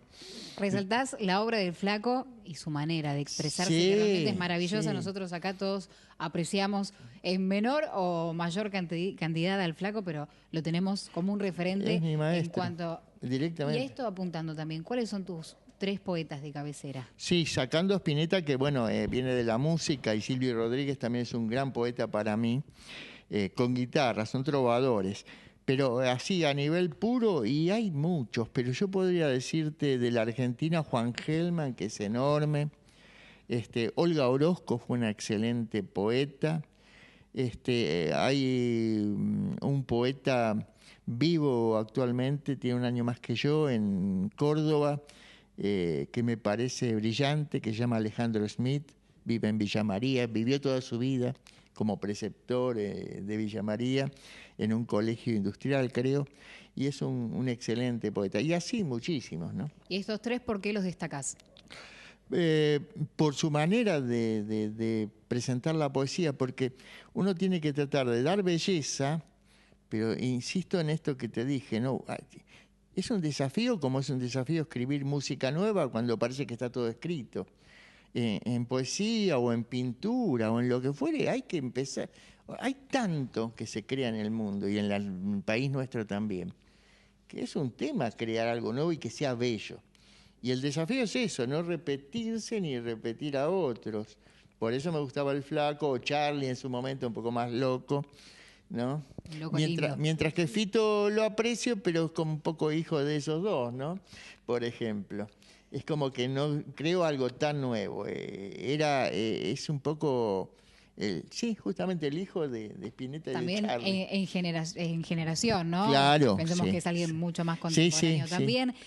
Me quedo con esto que resaltás, sacar lo bello. Sí. Que la poesía haga bello algo, porque a veces no sencillamente tienen que ser palabras lindas. No. Es más, a mis alumnos les comento siempre, no existe la mala palabra. En todo caso, lo malo lo convierte, el agravio, lo convierte en una serie de cosas en la vida que no necesariamente se dan de esa forma en poesía. Si no, no estarían en los diccionarios. Están porque... Grande decía, ¿no? Que no existen las malas palabras. También, justamente, Fontana Rosa. Y bueno, yo creo que la poesía está para, como decía Antonina Artaud, a quien el Flaco le dedica todo un long play, en aquella época eran los long play. Antonina Artaud decía que el hombre está, y especialmente el poeta, el ser humano, cuando dije hombre es por costumbre, ¿no? Pero el ser humano está, siendo poeta, está consciente de que tiene que sacudir a su vez la conciencia pública, no puede quedarse quieto o encerrado en un libro. Tiene que salir a decir, a comunicar, a transmitir. Es un poco el aguijón de la sociedad, que sabemos que igualmente va a recibir cachetazos de distintos tipos de gobiernos porque justamente la palabra política es muy distinta de la palabra poética. Y lo primero que se hace con lo que no se entiende es censurarlo. En la Argentina murieron conocidos 62 poetas en la época de la dictadura militar. Conocidos. Quizás hubo muchos más, ¿no? Pero simplemente por decir, quizás porque de acuerdo con un gran poeta que fue Mallarmé, a quien le preguntaron una vez, ¿escuchó de la bomba, maestro? Ah, no, yo creí que la única bomba que conocía era la poesía, decía él. Y la poesía puede ser peligrosa, por eso mismo de sacudir la conciencia pública. No obstante, hay belleza. es como un cuadro de Berni, por ahí vos ves una situación desgarradora, pero hay belleza en esa pintura. Bueno, es lo mismo. Y yo te pregunto, ¿no? Porque anteriormente dijiste que empezaste a los 30 años. ¿Cuál fue el puntapié inicial para empezar a escribir poesía a una edad bastante... Sí. Que para muchos sería bastante alta, pero bueno. Sí, el tema es así, yo escribía desde los 15 años porque me gustaba, pero escribía como me salía, sin ningún tipo... Cuando tenía ganas, hacía las perdidas, no como una gran vocación. Y a los 30, viví 10 años en General Roca, en Río Negro, y a los 30, recién separado, me acerco a un centro de escritores que me cambió la cabeza, en General Roca mismo. Venía gente de Neuquén, de Chipoleti, de Villa Regina, de Roca. Y conocí gente muy valiosa que me sacudió y me mostró que la poesía no era eso que yo creía o que había estudiado en la secundaria. Entre eso más, mis escuchas de Spinetta y de otros tipos de música que también abrían mucho la conciencia, decidí a los 31 años tomarme en serio como modo de vida la poesía, que es lo que mantengo hasta ahora que tengo 62, ¿no? O sea, para mí es la vida misma, que de hecho creo que así lo decían los grandes poetas como Rimbaud, Baudelaire. Y la poesía es lo que sacude todo y está en todo. Está en la música, está en una pintura, está en el teatro, está en la danza y está en el poema. Lo triste es que a veces, como le digo a mi gente, a veces hay un poema muy bien armadito, pero aunque parezca algo insólito, no tiene poesía. Es una cosa hueca, como un cuadro que está muy perfectito en colores y demás, pero que no tiene alma. Y ahí le falta la poesía. El aura, ¿no? Vendría a ser. Y sería la poesía, ¿no? No, pensé que me habías hecho señal. A veces nos confundimos, estamos conociéndonos en el aire. Está bien. Es así. para ser sincera. Es como en los talleres. Se da una dinámica más o menos parecida. Tiene que ser espontáneo, es mejor. Sí. Comentabas cómo fue que empezaste a escribir, que es cuando se te ocurría, cuando lo sentías. Al día de hoy, con la edad que tenés, ¿cómo es?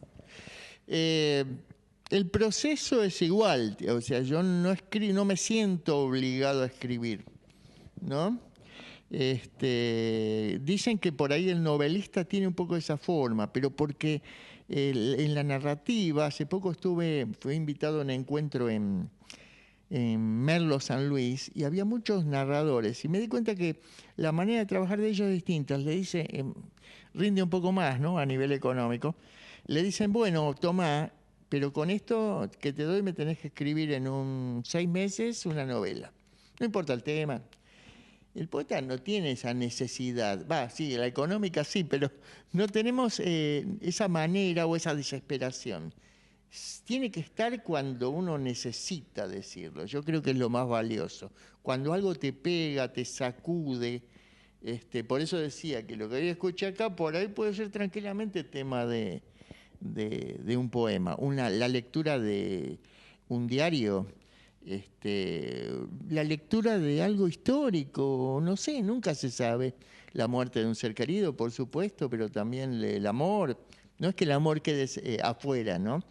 Lo que no pasa es que lo que me dicen a veces algunos, no escribís poemas de amor, así te dicen sobre todo una muchas desilusión, claro, como diciendo, pucha, qué seco, qué frío que es esto, cuando en realidad por ahí estás hablando de un tema sacudidor, ¿no? Como la situación social y económica de la gente en nuestro país hoy. Eduardo, agradecerte estos minutos que estuviste acá compartiendo con nosotros. Por último, ¿dónde podemos conseguir el libro? Mirá, la idea es que lo van a tener en las librerías de Moreno, pero ya te digo, en ese caso se encarga el editor. Supongo que en García va a estar como primera medida, que también es mi lugar de talleres y que lo recomiendo porque es un lugar donde se trabaja muy bien porque es un taller de pocas personas. Perfecto. En cultura es divino, son talleres gratuitos, pero tengo como 20, 25 alumnos por reunión y es mucho. Claro, ya no se puede agregar nada más. Bueno, Eduardo, muchísimas gracias y vamos a estar yendo a comprar el libro entonces. Bueno, gracias a ustedes, muy amables. Por favor. Ahora sí seguimos con la nota de Carlos Selva sobre la preocupación por el desfinanciamiento al Sistema Federal de Bomberos. Seguimos con Semanario Actualidad Magazine y ahora tenemos contacto telefónico con quien podríamos considerar, por lo menos desde el ámbito personal, casi un amigo. Hace muchos años que no veo al ex intendente de Mercedes, Carlos Selva, hoy desempeñando un cargo de importancia en el ámbito legislativo, es diputado nacional y bueno, tuvo una intervención muy importante en la última reunión legislativa hablando sobre un tema que venimos tratando en Semanario Actualidad Magazine, que parece que es mentira. Digo, no podemos creer que el gobierno nacional le adeude la cantidad de dinero que le adeuda al sistema de bomberos voluntarios de la República Argentina. Carlos Selva, ¿qué tal? ¿Cómo estás? Muy buenas noches. Hola Rodrigo, buenas noches. Buenas noches a la audiencia, ¿cómo les va? Bien. Carlos, ¿te sorprendiste cuando te comentaron esto que estaba pasando con los bomberos? Mirá, vos sabés que uno, por suerte y por la relación que he mantenido durante tanto tiempo con el cuerpo de bomberos, como bien mencionabas vos, en la etapa de intendente, donde los bomberos han dejado de ser aquellos ciudadanos que voluntariamente asistían ante un hecho, lamentable de incendios y demás. Hoy los bomberos son casi una parte esencial de lo que es defensa civil, de por sí, de cualquier ciudad de la Argentina. Son la primera instancia, la primera llegada, la primera situación de organización que se genera ante un hecho luctuoso, un hecho complicado. Entonces, bueno, uno mantiene siempre una relación de diálogo, de amistad y de valoración, como lo hacen todos los ciudadanos de la Argentina con respecto a esta institución. Venían diciéndonos de que venían con un atraso del año pasado, que normalmente ellos lo reclamaban y bueno, después de muchas discusiones y lamentablemente perdiendo tiempo en esta instancia, lo conseguían solucionar. Este año, ya el año pasado hubo señales que marcaban de que la cosa se iba a poner más complicada. Lamentablemente toma estado público cuando ya el hecho no solamente se complica por no remitir los fondos que adeudaban del año pasado, sino porque no remiten los de este año en tiempo y forma, como realmente correspondería por lo que dice la ley 25054. Bueno, y ahí es donde entramos a tener reuniones, ellos realmente se movilizan, si la sociedad le prestó atención, habían tenido una manifestación pública, que no es normal que el bombero salga a hacer una solicitada para poner en evidencia una situación de conflicto, porque obviamente no es grato para ninguna institución estar en situación de conflicto con el Estado, digamos, ¿no? Y bueno, de esa movilización surgió la necesidad de hacer una reunión, los convocamos ante un pedido expreso también de ellos a una reunión en la Comisión de Asuntos Municipales de la Cámara de Diputados de la Nación, de la cual soy vicepresidente. Y ahí tuvimos en esa situación, los detalles pormenorizados y realmente el grado de complicación que la situación tenía. Bueno, esto realmente nos puso muy mal, de ahí potenciamos en la primera sesión que hubo posterior a esa reunión, presento un proyecto de resolución de carácter imperativo dirigido al Estado Nacional para que le restituya los fondos adeudados del año 2017 y regularice la situación de este año, para después entrar a discutir otras cosas que, bueno, después si querés te las explico, pero en definitiva es muy loco que uno tenga que hacer una resolución para pedirle al Estado que cumpla con la ley, nada más ni nada menos, primero que cumpla con la ley, punto.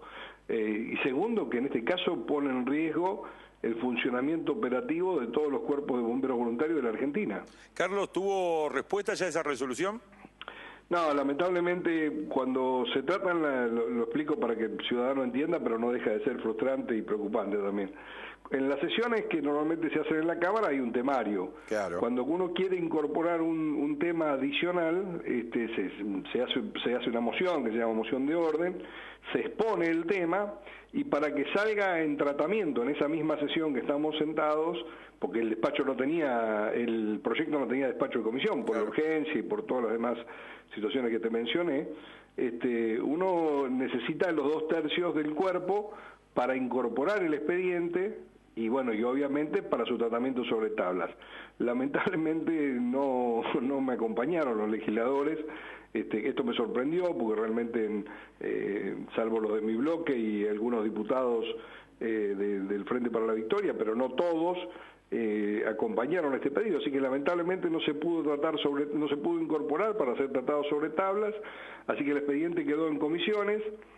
Pero igual, Gustavo, esto también te lo digo, logramos una visibilización, los bomberos han tomado esa exposición. Sí, la viralizaron. Bueno, en definitiva el tema de fondo, el objetivo, más que lo declamativo que decía el proyecto, era lograr y poner en agenda. Lo frustrante, doblemente grave, es que todavía no ha habido respuesta y ya pasaron 15 días. Carlos, bueno, acá estuvo sentado con nosotros en el living de Semanario Carlos Ward, que es el vicepresidente segundo de la Federación de Bomberos Voluntarios de la República Argentina y además es el presidente de la Asociación de Bomberos Voluntarios de Moreno. Nos explicaba que el dinero que percibía el cuartel de Moreno es alrededor de 1.200.000 pesos, que sirve para equipar a 4 bomberos con los equipos estructurales, estos equipos, digamos, todo lo que tiene que ver con chatiquetilla, botas, monjita, bueno, todo el equipamiento que necesitan los bomberos es para equipar a 4 bomberos, alcanza ese dinero, que para el municipio, para la Asociación de Bomberos de Moreno, representa un 10% aproximadamente de su presupuesto, porque tienen el acompañamiento de la comunidad a través de bonos contribución y demás, sostienen el presupuesto. Pero hay otros cuarteles, explicaba Ward, que dependen, gran parte de su presupuesto es este dinero y que hoy están prácticamente sin funcionar justamente por falta de fondos. Bueno. Es más, contaba que el cuartel de bomberos que rescató a los funcionarios en Catamarca, en el pie de la cordillera, no estaban contando, no tienen el subsidio. Lo que te quiero comentar es que realmente hay el Estado en esto, para que la gente lo entienda, el Estado recibe los fondos del 5 por 1000 de las pólizas de seguro. O sea, cada ciudadano que paga una póliza de seguro, el 5 por 1000 de su aporte va destinado a crear este fondo que se redistribuye por igual en todos los cuerpos de bomberos voluntarios de la Nación, tanto sea el de La Matanza como el de Patagones, por decirlo de alguna forma, si bien son completamente distintos en su magnitud, pero es un aporte nacional que tiene el objetivo de llegar con un fondo que en forma igual para todos los cuerpos de bomberos voluntarios. Como vos lo decís, en uno tiene una mayor incidencia que en otros.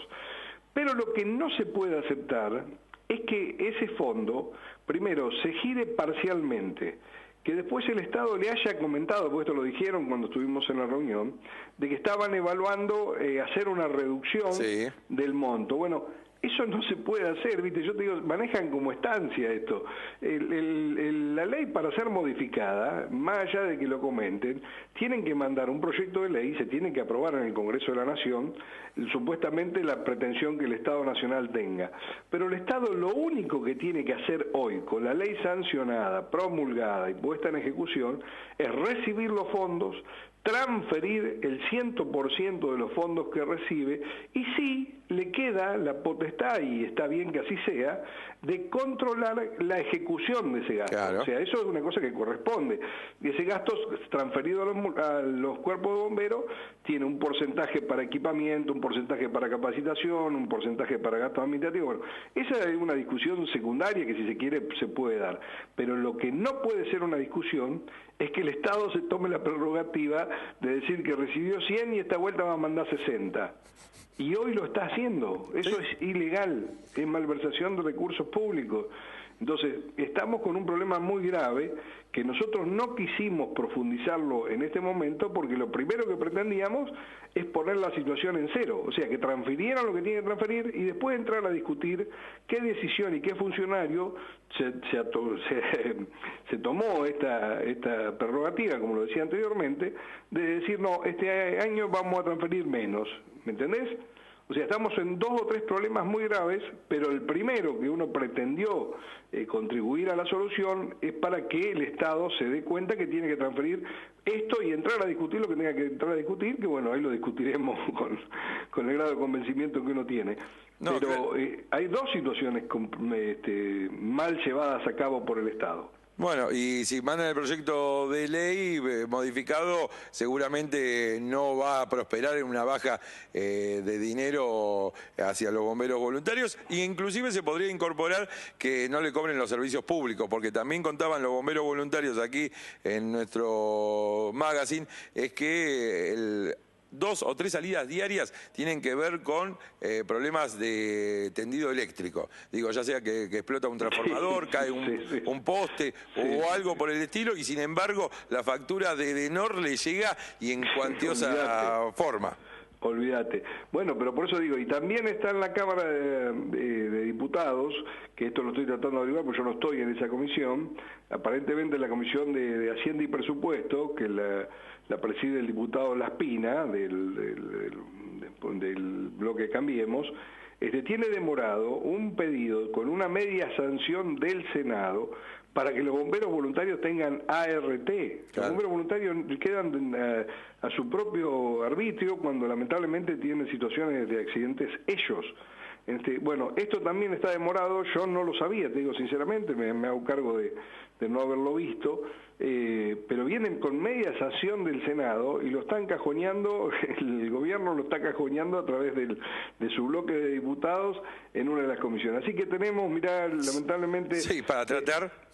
Claro, pero viste, es molesto ante la sociedad y con todos los problemas que existen, que realmente tengamos que visibilizar esto, pero tenemos un Estado que, ya te digo, se toma decisiones a la peor época, digamos, ya superada por la democracia, ¿no? Que yo hago lo que quiero de la forma que quiero y con quien quiero. Carlos, te agradezco mucho el contacto telefónico. Te vamos a invitar para que vengas en vivo a estar aquí con nosotros, pero me parece que el tema ameritaba por lo menos un tratamiento, aunque sea telefónico, justamente para visualizar qué es lo que está pasando. Digo, teniendo en cuenta que también, era lo que te comentaba cuando te llamé, que tu intervención en la Cámara de Diputados se viralizó justamente a través de los cuarteles de bomberos por grupo de WhatsApp. Carlos, te mando un fuerte abrazo y seguramente las puertas abiertas están.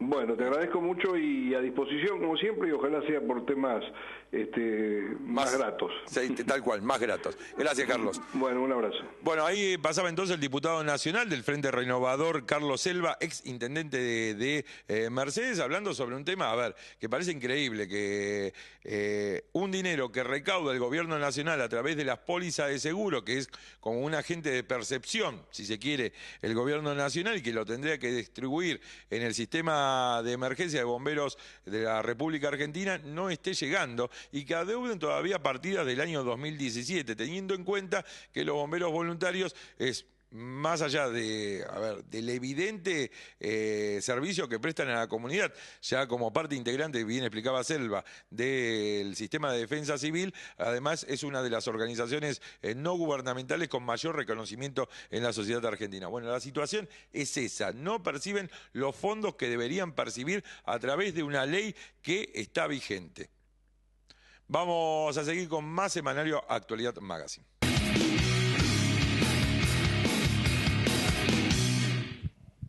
Última nota en Semanario Actualidad Magazine y estamos con Leonardo Pucheta, que yo pensaba presentarlo como percusionista, pero la charla previa me hizo dar cuenta que no es solo percusionista, sino que abarca un montón de cuestiones que tienen que ver con el arte, así que pasamos a saludarlo para que nos explique y cuente más. Buenas noches, Leonardo. ¿Qué tal? Al micrófono, porfa, sí. Ahí más cerca. Bueno, fuera de aire nos comentabas que no solo sos percusionista, sino que estás también relacionado con otras ramas del arte. Por ejemplo... Bueno, vengo laburando en una búsqueda ya hace varios años que tiene que ver con lo cultural dentro de la música afroamericana y afro-latinoamericana, ¿no? O sea, en este transcurso del tiempo eso va mutando, va cambiando y tiene que ver, o venimos laburando lo que tiene que ver con no solamente el tambor como percusionista, sino lo que conforma, digamos, el folclore de ciertos lugares, ¿no? Para nosotros el folclore, o cuando hablamos de un tambor, es hablar del canto, de la danza y la música, en este caso el tambor. Esas tres cosas principalmente son como la raíz de esa búsqueda, ¿no? O sea, que hoy entendemos que tiene que ver, como hablábamos antes, con la comida, con su poesía, con sus costumbres día a día, lo que nosotros estudiamos o interpretamos como tambor o como música, para ellos es una forma de vida.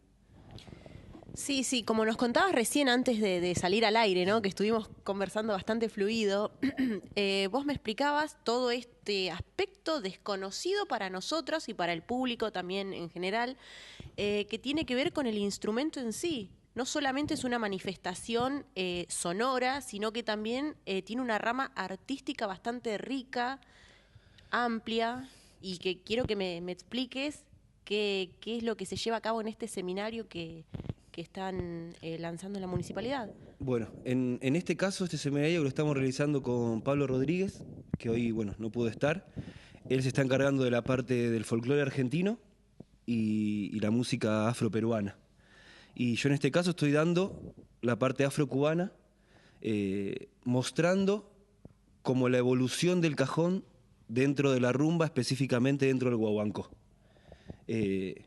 No solamente su estructura como guaguancó, como rumba, sino una evolución que viene trayendo desde lo cultural, desde lo religioso, desde el Latin Jazz, desde su transformación hasta hoy en día, ¿no?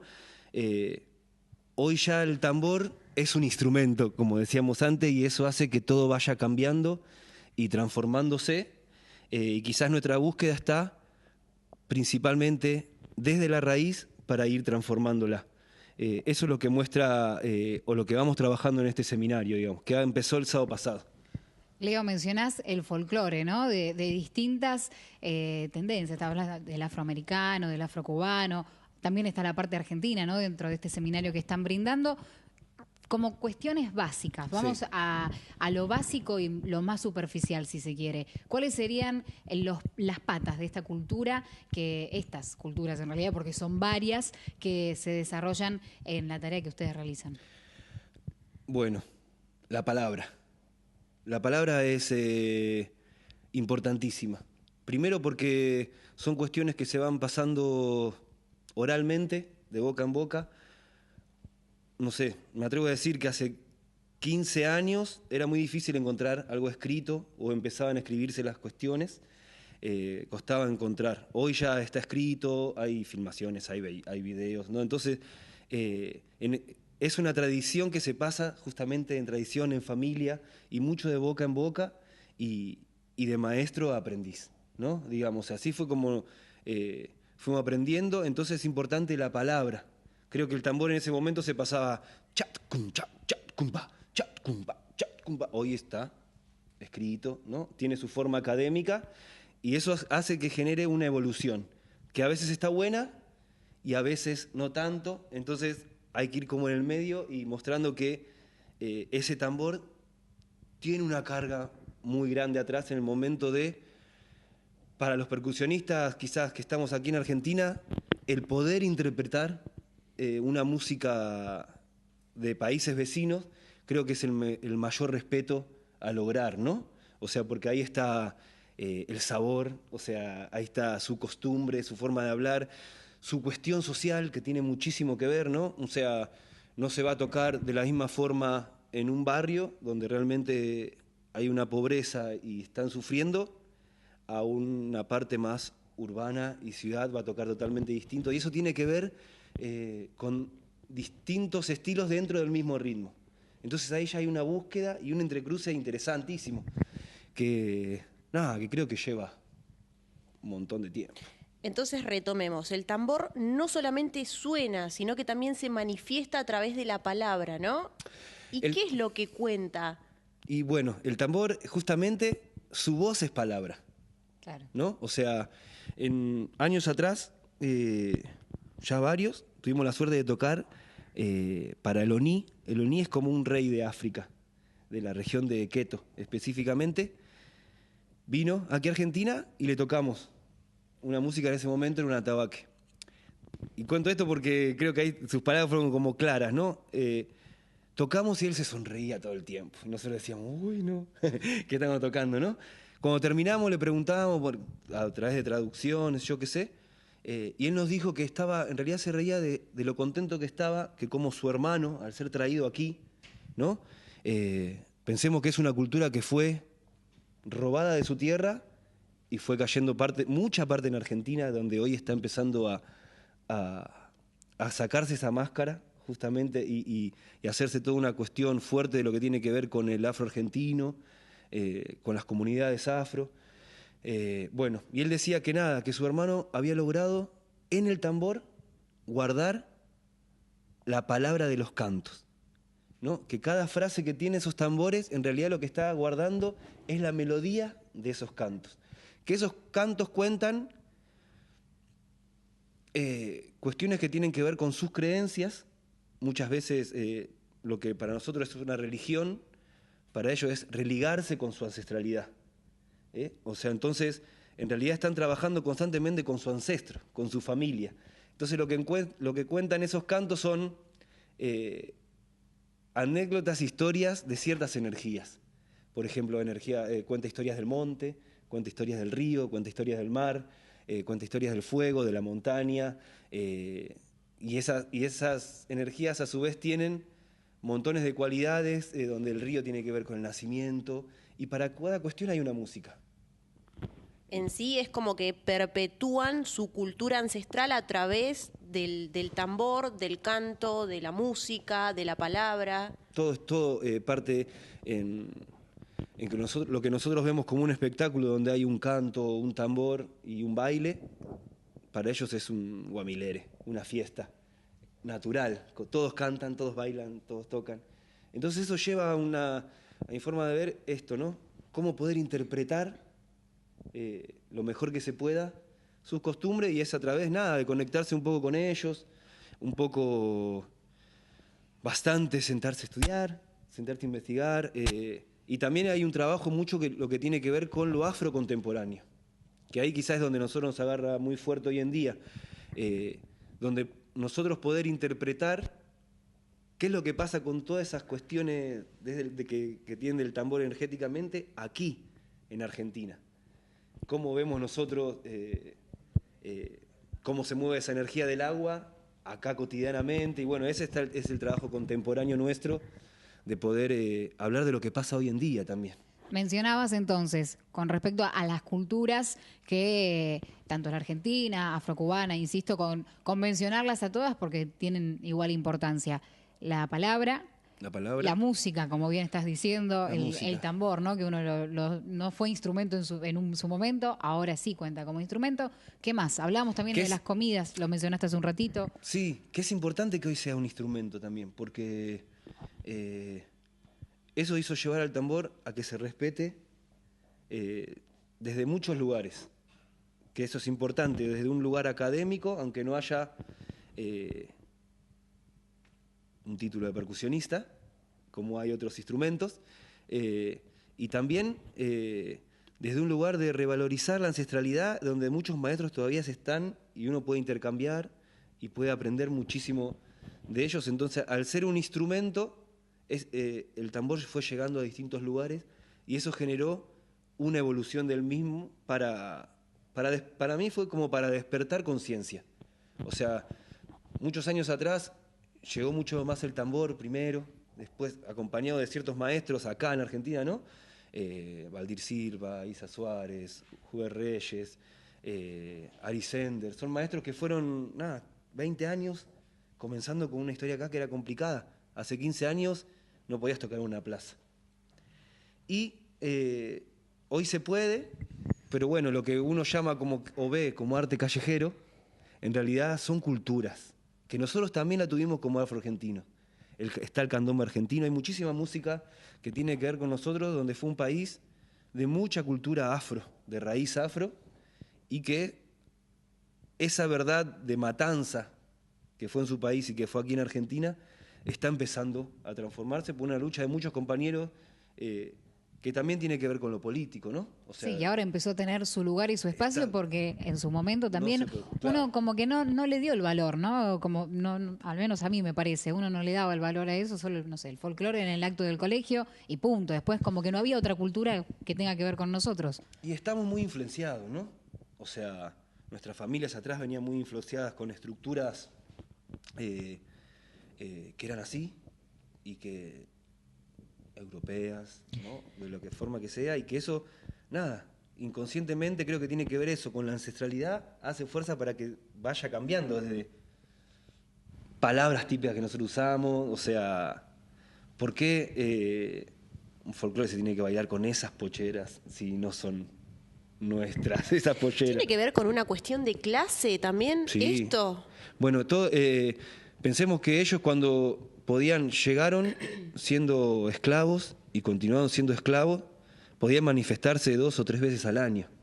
Y en esas 2 o 3 veces al año muchas veces eran como show de esos criollos, de esos blancos. Entonces nada, ellos usaban y mantenían su cuestión de una forma satírica en sus toques y en sus cantos, usando sus mismas vestimentas. Entonces, nada, hay como un poco también ahí de cuestión ida y vuelta, donde ellos en su país no bailaban con esas vestimentas. Claro, sí, sí. O sea, pero bueno, No se disfrazaban. había que transformarse y yo creo que, no sé, no me imagino, ¿no? Pero habrá sido muy complicado. Pero dentro de esa cuestión, pensemos que cuando yo digo hoy es un instrumento, en ese momento se tocaba sobre un taburete, una clave, que esa es como la llave dentro de la percusión. Cuando nosotros decimos la palabra, también la clave está introducida, el cha, cha, cha, cha, cha, cha, cha, cha. Eso es como el... Ya me dio ganas de bailar. Ese es el fantasma de todo el tambor, donde uno tiene que entender desde ahí, ¿no? Hay como tradiciones que son hermosas, ¿no? Como que uno va aprendiendo esto, va aprendiendo acá, va llegando, va descubriendo. Hay una melodía entera que lleva su tiempo a entender. Es un mundo interesante y que tiene que ver con esto, ¿no?